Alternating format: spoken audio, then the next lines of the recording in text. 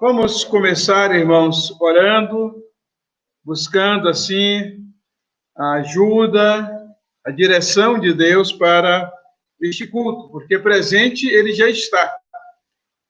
Nós só precisamos agora de ser usados por ele para que o culto seja agradável a ele. Convido os irmãos a se colocarem em pé, vamos orar. Ó Deus, nosso Pai, no nome de Jesus, o teu Filho, dirigimos a Ti a nossa oração. Pai Santo, fala aos nossos corações neste culto. Ó Deus, que a Tua graça, o Teu amor sejam experimentados por nós. Que a Tua presença transformadora, Senhor, possa nos motivar, nos dar um impulso, renovar a nossa vida, Senhor. Ouve a nossa oração, Senhor, por um avivamento para nós, Senhor, para o Teu povo, que se chama pelo Teu nome, Senhor. Visita o Teu povo, onde quer que cada um esteja nesse momento, e que precisa de alento, Senhor, que precisa de força, de ânimo. Visita cada um e socorre, Senhor. É a nossa oração, em nome de Jesus. Amém. Amém. Eu gostaria de ler com os irmãos, no livro de Apocalipse, capítulo 2. Eu gostaria de ler com os irmãos no livro de Apocalipse, capítulo 2, e veremos os versículos de 1 a 7. Os irmãos que estão em casa poderão também acompanhar essa leitura, procurando extrair daí o que poderemos trazer como mensagem para o nosso coração. Então, diz o seguinte: ao anjo da igreja em Éfeso, escreve: estas coisas diz aquele que conserva na mão direita as 7 estrelas e que anda no meio dos 7 candeeiros de ouro. Conheço as tuas obras, tanto o teu labor como a tua perseverança, e que não pode suportar homens maus, e que puseste à prova os que a si mesmos se declaram apóstolos, e não são, e os achaste mentirosos. E tens perseverança, e suportaste provas por causa do meu nome, e não te deixaste esmorecer. Vamos falar juntos aí o versículo 4? Tenho, porém, contra ti que abandonaste o teu primeiro amor. Versículo 5. Lembra-te, pois, de onde caíste. Arrepende-te e volta à prática das primeiras obras. E se não, venho a ti e removerei do teu lugar o teu candeeiro, caso não te arrependas. Contudo, a teu amor, poder as obras dos aos quais eu me cortei também. Próximo versículo. Quem tem ouvidos, ouça o que o Espírito diz das igrejas. Ao vencedor, dar-lhe-ei que se alimente da árvore da vida que se encontra no paraíso de Deus. Que o Senhor nos ajude a compreender a sua palavra. Amém? Podem sentar. Bem, meus irmãos, nós já fizemos diversos estudos, já trouxemos diversas mensagens baseadas nas cartas às igrejas da Ásia Menor. E mês passado, o irmão Deli trouxe reflexões aqui também sobre as igrejas da Ásia Menor. Mas como nós estamos pensando neste mês na questão do avivamento, para refletirmos sobre essa necessidade tão grande em nossas vidas, eu quero destacar aqui o que Jesus manda dizer à igreja de Éfeso, no versículo 4. Tenho, porém, contra ti que abandonaste o teu primeiro amor. Vejam só, Éfeso foi uma igreja organizada que nasceu no ministério do apóstolo Paulo. Aliás, quando Paulo chegou a Éfeso, já encontrou lá algumas pessoas que eram discípulas de Jesus. No capítulo 19, vamos ver isso. E Paulo desconfiou de que aquelas pessoas fossem convertidas e as instruiu em relação ao Espírito Santo. Inclusive, elas foram batizadas novamente. Algumas pessoas dizem, mas é um só batismo. Tudo bem. Um só batismo de acordo com a Bíblia. Quando o batismo não é de acordo com a Bíblia, tem 2, 3, 4, 5, quantos forem necessários. E no caso da igreja de Éfeso, aquelas pessoas tinham sido batizadas no batismo de João. Ora, não era um batismo qualquer, até mesmo porque Jesus foi batizado no batismo de João e o batismo foi válido. Muitas outras pessoas foram batizadas no batismo de João como os primeiros discípulos de Jesus. Isso foi válido. O que aconteceu com aqueles cristãos que começavam a formar a igreja de Éfeso é que eles não sabiam nada sobre o Espírito Santo. Eles tinham uma doutrina completamente equivocada da vida cristã. E aí Paulo os instrui a respeito do Espírito Santo e os batiza. E aquela igreja, irmãos, foi uma igreja assim muito fervorosa, a igreja de Éfeso.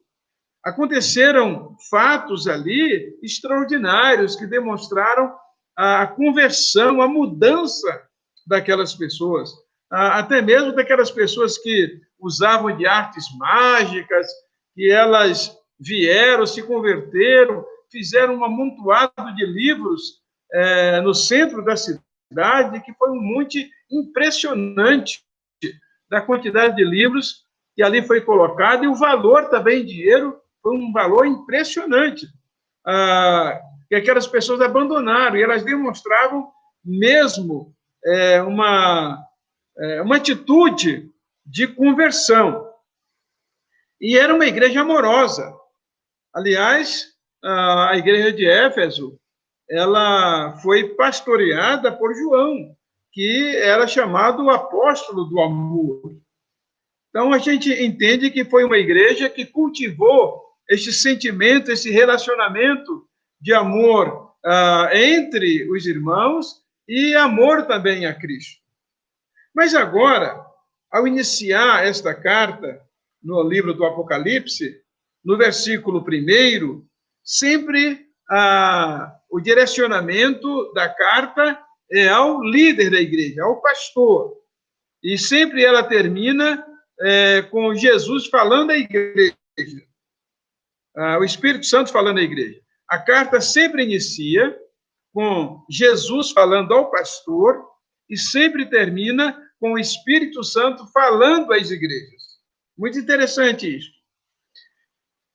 Então, o que acontece? Jesus diz para aquela igreja, para o líder daquela igreja, que ele se apresenta primeiro, não é? Então, ele diz que ele conserva a sua mão direita as 7 estrelas. Lá no final do capítulo 1, nós vamos ver que as 7 estrelas representavam os líderes, os pastores daquelas igrejas. Então, para Jesus, os líderes das igrejas são como pastores que estão sobre suas mãos. Pessoas que são sustentadas por ele. E ele diz o seguinte: isto diz aquele que conserva na sua mão direita, olha só, as 7 estrelas. E o que ele faz no meio da igreja, no meio dos candeeiros? Ele anda pelo meio da igreja. Os pastores são sustentados pela mão direita e Jesus anda no meio da igreja. Ele caminha no meio da igreja. No versículo 2, Jesus vai dizer que ele conhece as nossas obras, conhece a nossa vida, reconhece também o nosso trabalho. Vejam só, Jesus elogia muito esta igreja. Conheça as tuas obras, tanto o teu labor como a tua perseverança. Era uma igreja laboriosa, uma igreja que trabalhava muito pelo reino de Deus, e era também uma igreja perseverante na fé. Era uma igreja que defendia os princípios cristãos. Continuando, voltando, né, ao princípio do versículo 2, conheça as tuas obras, tanto o teu labor, como a tua perseverança, que não pode suportar homens maus, e que puseste a prova os que a si mesmos se declaram apóstolos, e não o são, e os achaste mentirosos. Vocês veem que esse negócio da pessoa se declarar apóstolo, já desde aquele tempo, já tinha gente querendo ostentar o título do apostolado. É muito importante nós compreendermos que apóstolo foi somente para aquelas pessoas que foram testemunhas de que Jesus veio à Terra, que viram Jesus, que testemunharam que ele ressuscitou, e essas pessoas foram comissionadas de um modo especial por ele. Porque Jesus apareceu para mais de 500 pessoas de uma vez só, mas essas pessoas não se tornaram apóstolas. Somente os 12 apóstolos, sendo que Judas se desviou, e depois Matias foi escolhido no lugar de Judas, para ficar os 12, e depois nós vamos ter Paulo e Barnabé, que também são chamados de apóstolos. E daí para frente, nós não encontramos mais apóstolos, a não ser esses. Agora, quando a igreja de Éfeso começa a perceber que alguns indivíduos pretensiosos atribuíam a si mesmos o título de apóstolos, a igreja confrontou aquelas pessoas. Então, a gente, irmãos, não pode suportar certas pessoas que chegam trazendo um ensinamento estranho, diferente, elas têm que ser confrontadas, sim. O problema de Éfeso é que Éfeso foi tão elogiada por Jesus, mas no versículo 4 vai ser contestada. Mesmo no versículo 3, diz assim: tens perseverança e suportaste provas por causa do meu nome, e não te deixaste esmorecer. Quer dizer que a igreja não esmoreceu na fé. Olha só que coisa interessante. Era uma igreja que tinha fé, mas não tinha amor. Que coisa, hein? Não é à toa que, naquela mensagem que nós falamos aqui, que Jesus disse que por se multiplicar a iniquidade, o amor de muitos esfriará. A igreja de Éfeso era operosa, era laboriosa, como falamos, era perseverante, defendia o nome de Jesus, mas, vejam só, olha como é que Jesus diz no versículo 4. A gente tem que prestar atenção nessas palavras. Tenho, porém, contra. Olha só. Tenho, porém, contra ti. A gente deve sempre refletir que, apesar da nossa fé, que outra atitude da gente está levando Jesus a ser contra nós. Olha só. Ser contra. Então, Jesus está dizendo, há uma situação que eu tenho contra você. Há algo que depõe contra você. Tenho, porém, contra ti que deixaste o teu primeiro amor. Veja só, a igreja deixou. Igual algo que a gente tem, né? Eu estou com essa revista aqui, e eu a deixo lá. Eu a abandono.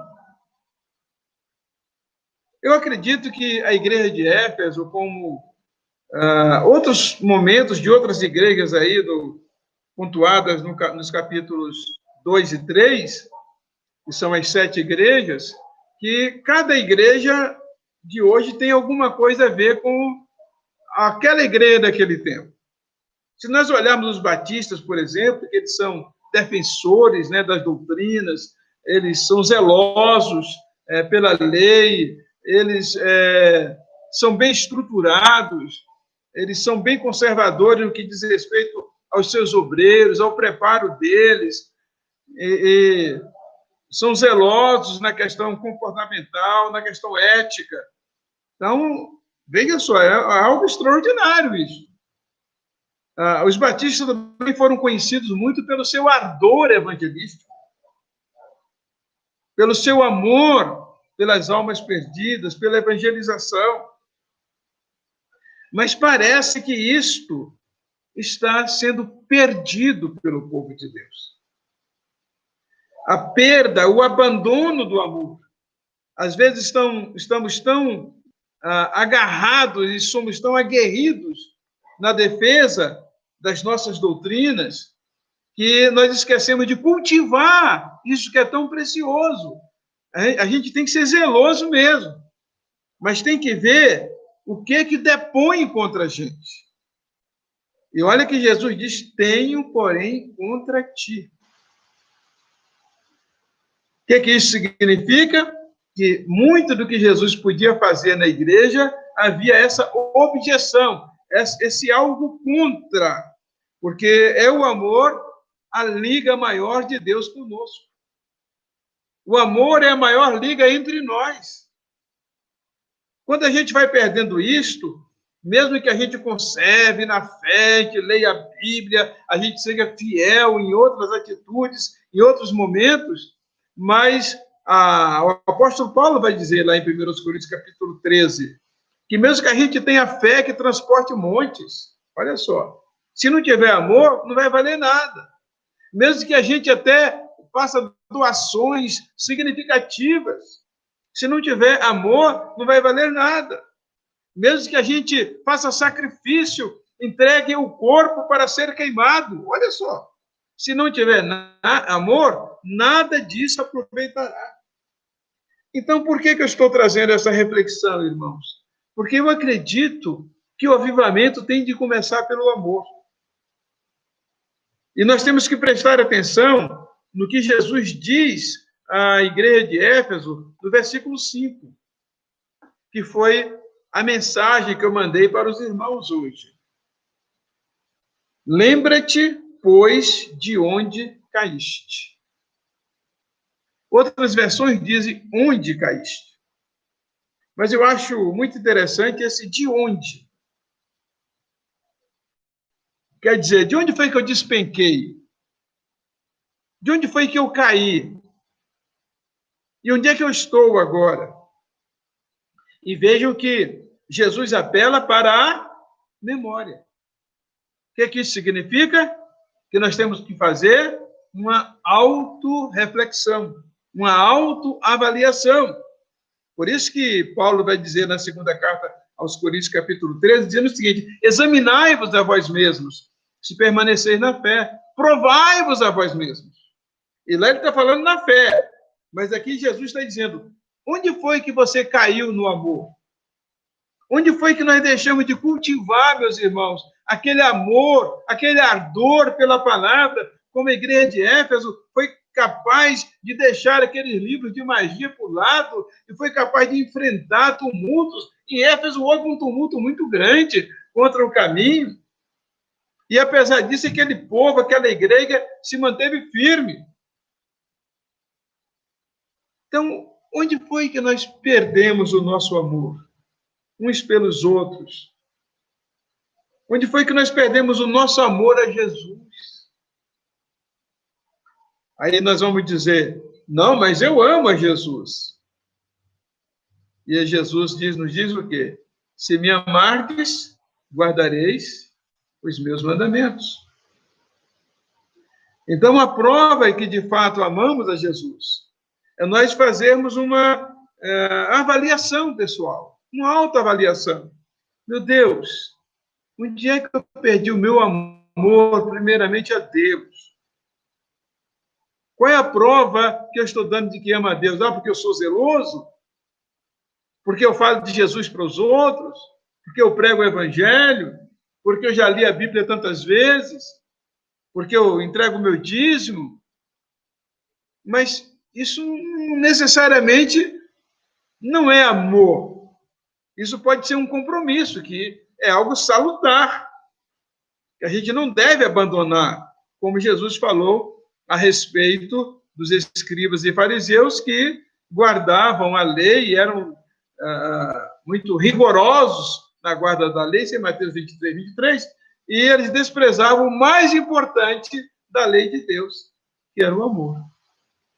Então, nós precisamos, vamos ver esse versículo que o irmão projetou aí. Ai de vós, escribas e fariseus hipócritas, porque dais o dízimo da hortelã, do endro e do cominho, e tendes negligenciado os preceitos mais importantes da lei, a justiça, a misericórdia e a fé. Então, o amor não está aí, não é? A justiça, a misericórdia e a fé. Devieis, porém, fazer estas coisas sem omitir aquelas. Então, nós vemos que a gente não pode omitir o que é mais importante. E Jesus diz aí, as coisas mais importantes. A justiça, a misericórdia.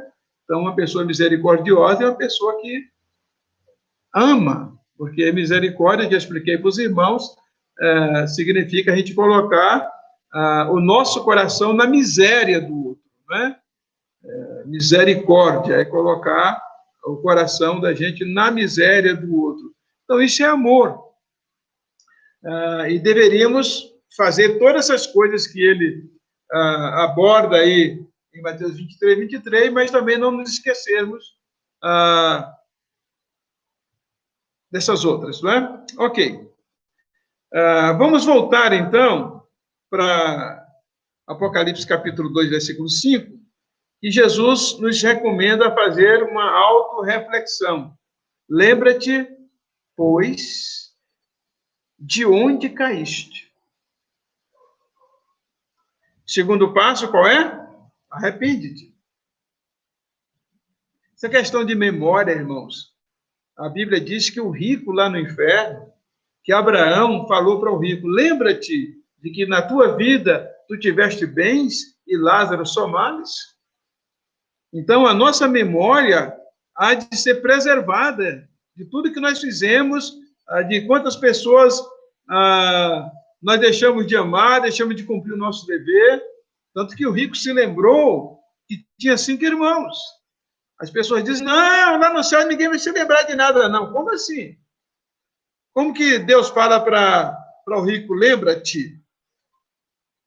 É eternidade, tanto no inferno quanto no céu, a lembrança. E aí, a recomendação agora é que a gente se arrependa. E os irmãos sabem que arrependimento, existe uma palavra grega que significa, é chamada de metanoia, que é justamente uma mudança de mente. E, além da mente, fazer uma mudança interior, uma mudança de coração, uma mudança mental. Tanto que, em Romanos capítulo 12, a partir do versículo 1, Paulo vai dizer, rogo-vos, pois, irmãos, pela compaixão de Deus, que apresenteis os vossos corpos sacrifício vivo, santo e agradável a Deus, que é o vosso culto racional, e não vos conformeis com este mundo, mas transformai-vos pela renovação do vosso entendimento. Então, há uma mudança de entendimento, uma mudança de mente. A gente precisa refletir sobre isso. Em que eu estou tão agarrado que eu não consigo mudar? De onde foi que eu caí, que eu preciso me arrepender? Lembra-te, pois, de onde caíste, arrepende-te e volta. Vejam só. E volta à prática das primeiras obras. Quer dizer, volte ao ser que vocês eram antes. Olha só. Se nós formos nos recordar, irmãos, de quando entregamos nossa vida para Jesus, quando iniciamos nossa vida cristã, o fervor que tínhamos, o desejo que tínhamos de que outras pessoas conhecessem a palavra, isso parece que vai morrendo dentro de nós. O cuidado que tínhamos uns com os outros, o amor que era nutrido, isso parece que vai morrendo dentro de nós. E a gente vai caindo no ostracismo do amor. Lembra-te, pois, de onde caíste, arrepende-te e volta à prática das primeiras obras. Porque aí Jesus, além de fazer essa advertência, nós podemos dizer aqui que é quase uma ameaça dele. É uma advertência também, mas uma advertência meio parecida com uma ameaça. Porque se não nos lembrarmos de onde caímos, se não nos lembrarmos de onde caímos, se não nos arrependermos, e se não voltarmos à prática das primeiras obras, ele diz o seguinte: venho a ti e moverei do seu lugar o teu candeeiro. Vou tirar a tua luz. Vou tirar a tua luz. Bom, é interessante que candeeiro aqui era a igreja. Tá? Jesus está dizendo para o líder daquela igreja: olha, você vai ficar sem igreja. A igreja vai acabar. Você tem que fazer alguma coisa de mudança. Porque ele era a estrela que estava na mão direita. Os 7 candeeiros representavam as 7 igrejas entre as quais Jesus andava.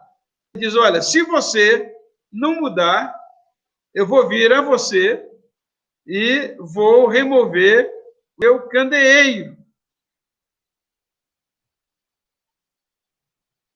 Caso não arrependa-se.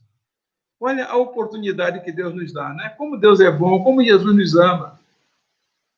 Ele não chegou assim e já foi de sola, tirando o candeeiro, tirando a luz. Não. Ele primeiro adverte, ele chama atenção, ele exorta. E nós precisamos prestar atenção em como Jesus nos está exortando, está falando ao nosso coração. E aí, ele vai elogiar no versículo 6, né, mais uma atitude da igreja de Éfeso. Foi igreja de muitos elogios, não é? Agora, no versículo 7, é aquilo que eu disse para os irmãos, que ele fala: você está ouvindo? Você tem ouvido? Ouça o que o Espírito diz às igrejas. Ele sempre termina uma carta fazendo uma promessa. Ao que vencer, dar-lhe-ei que se alimente da árvore da vida que se encontra no paraíso de Deus. Os irmãos se lembram que Deus privou Adão e Eva de comer do fruto da árvore da vida. E agora esse fruto da árvore da vida volta como recompensa àqueles que são fiéis, àqueles que se arrependem, àqueles que ouvem a palavra de Jesus. Mas para terminar, irmãos, nosso pedido aos irmãos, nosso principal pedido de oração hoje é para que Deus nos faça voltar ao primeiro amor. Para que Ele reacenda o amor dele nos nossos corações. Como diz o hino 171, ateia o fogo do alto céu em cada coração. Nós vamos orar hoje assim, irmãos. Deus, acende a chama no meu coração. Reacende essa chama, faz com que outras pessoas sejam também alcançadas por esse aquecimento, esse vigor, esse fogo espiritual. Porque esse é o desejo de Jesus. Amém? Amém. Os irmãos que estão